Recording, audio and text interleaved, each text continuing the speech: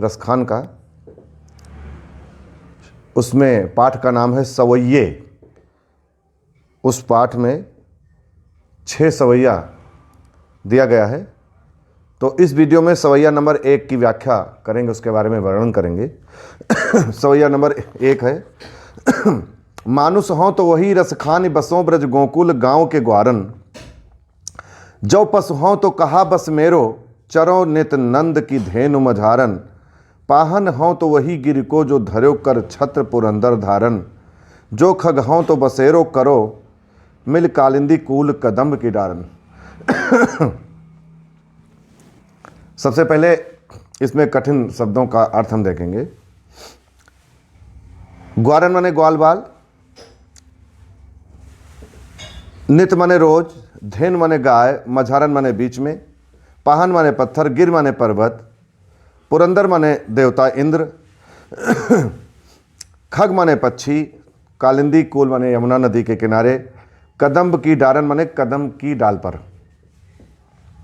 इसके बाद में शब्दार्थ के बाद सबसे पहले संदर्भ देखिए। हमारे प्रिय विद्यार्थियों, संदर्भ हमने प्रत्येक वीडियो में जितनी भी काव्य की व्याख्या हमने की है, सब में हमने हमेशा बताया है, लेकिन फिर भी हम बता रहे हैं।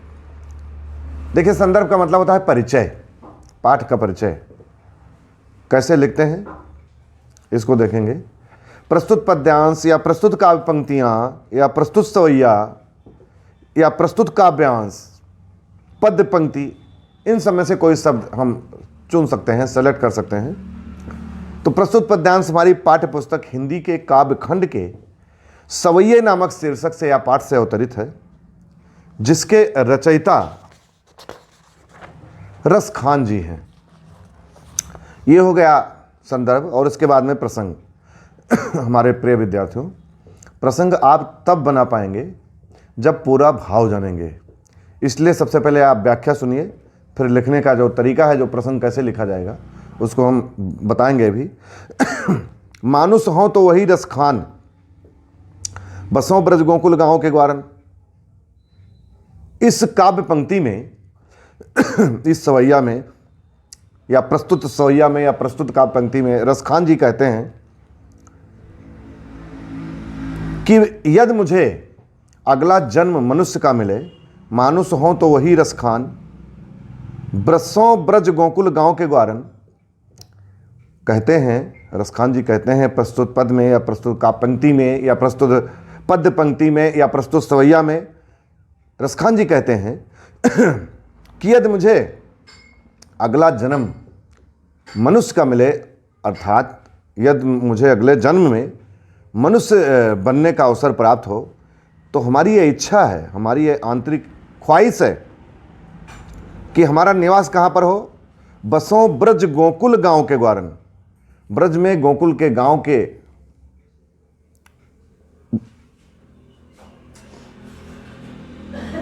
बीच में मेरा निवास हो और मुझे ग्वाल बालों के बीच में रहने का अवसर प्राप्त हो। बसों ब्रज गोकुल गांव के ग्वारन।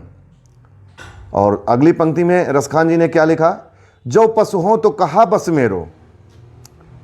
अगर मुझे, ये भगवान श्री कृष्ण से प्रार्थना कर रहे हैं इस पद पंक्ति में, इस सवैया में क्या कहते हैं रसखान जी? जो पशु हो, अगर मुझे पशु का जन्म मिले, जानवर का जन्म मिले, तो मैं कौन सा पशु बनूं? गाय बनूं। और मुझे कहां पर चरने का अवसर प्राप्त हो? जो पशु हो तो कहा बस मेरो, चरो नित नंद के धेन मझारन।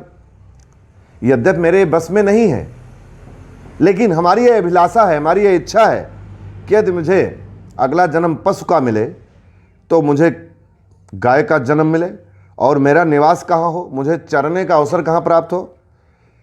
जो पशु हो तो कहा बस मेरो। यद्यप मेरे बस की बात नहीं है, लेकिन हमारी ये कामना है, हमारी ये अभिलाषा है, हमारी ये आंतरिक इच्छा है कि यदि मुझे पशु बनना पड़े तो मैं गाय बनूं और मुझे, हे प्रभु, ऐसा अवसर प्राप्त हो कि मैं नित्य प्रतिदिन नंद बाबा की गायों के बीच में चरता रहूं। अर्थात मुझे नंद बाबा की गायों के बीच में चरने का अवसर प्राप्त हो। जो पशु हो तो कहा बस मेरो, चरो नित नंद के धैन मझारन, मझारन माने बीच में, पाहन हो तो वही गिर को जो धरो कर छत पुरंदर धारन।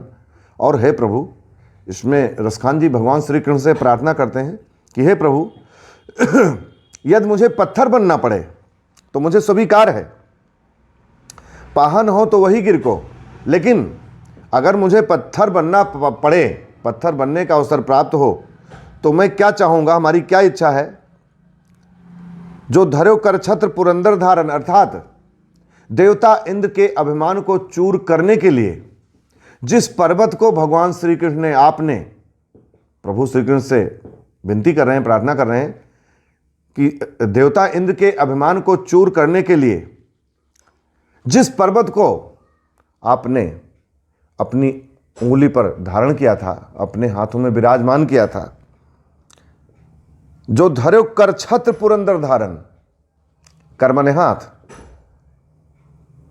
इसमें एक छोटी सी स्टोरी है, वो ये है कि एक बार देवता इंद्र ने कहा कि मैं बरसात करके सभी गोकुल वासियों को डुबो दूंगा, सब डूब जाएंगे।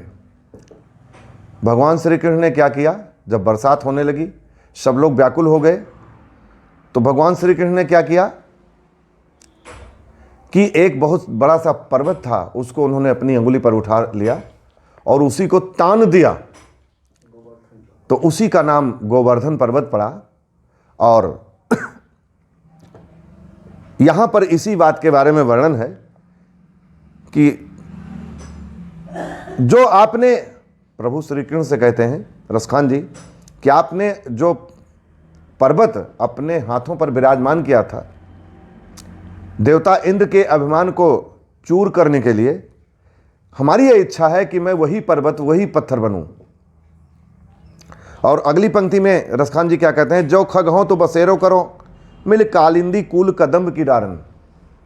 और हे प्रभु, यदि मुझे पक्षी बनने का अवसर प्राप्त हो, खग माने पक्षी, अर्थात यदि मुझे अगले जन्म में पक्षी बनना पड़े, तो हमारी ये इच्छा है, हमारी ये अभिलाषा है, हमारी एक कामना है कि मैं यमुना नदी के किनारे कदम्ब की डार पर, कदम की डाल पर मैं निवास करूं, ऐसा अवसर मुझे प्राप्त हो। अर्थात हमने देखा, आपने देखा कि सभी पंक्तियों में, इस सवैया की सभी पंक्तियों में रसखान जी भगवान श्री कृष्ण की, प्रभु श्री कृष्ण की नज़दीकी पाना चाहते हैं और उनसे इस प्रकार की विनती करते हैं, प्रार्थना करते हैं। तो हमारे प्रिय विद्यार्थियों, यहाँ पर इस सवैया नंबर 1 की व्याख्या अब यहीं पर संपूर्ण होती है। हमने कहा था प्रसंग तब लिख पाएंगे जब भावार्थ जानेंगे, व्याख्या जानेंगे। तो प्रसंग में क्या लिखा जाएगा, संदर्भ मैंने पहले बता दिया। प्रसंग में क्या लिखेंगे, प्रस्तुत सवैया में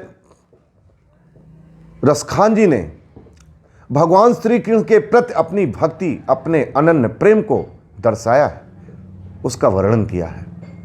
प्रत्येक दशा में वे रसखान जी भगवान श्री कृष्ण की नज़दीकी प्राप्त करना चाहते हैं, अर्थात उन्होंने प्रभु श्री कृष्ण के प्रति अपनी भक्ति को प्रकट किया है। ये हो गया प्रसंग, संदर्भ हमने पहले बताया, व्याख्या हमने जो बताई उसको लिखेंगे। अब काव्यगत सौंदर्य, जैसा कि हमने बताया, प्रत्येक वीडियो में हमने बताया हुआ है कि व्याख्या लिखने का जो क्रम है, संदर्भ, प्रसंग, व्याख्या और अंत में काव्यगत सौंदर्य। और काव्यगत सौंदर्य के अंतर्गत 5 हेडिंग वेरी इंपॉर्टेंट है, भाषा, शैली, रस, छंद, अलंकार। इसके अलावा भी आप लिख सकते हैं तो लिखें, लेकिन ये 5 कम से कम महत्वपूर्ण है। तो भाषा, इस सवैया में, इस पाठ में ब्रज भाषा का प्रयोग किया है। रसखान जी ने इस सवैया में ब्रज भाषा का प्रयोग किया है। शैली मुक्तक, रस शांत रस एवं भक्ति रस, जैसा कि हमने बताया। छंद सवैया और अलंकार कालिंदी कूल कदम्ब की डारन, पंक्ति में अनुप्रास अलंकार है, तो इसलिए यहाँ पर अलंकार के अंतर्गत अनुप्रास अलंकार लिखा जाएगा।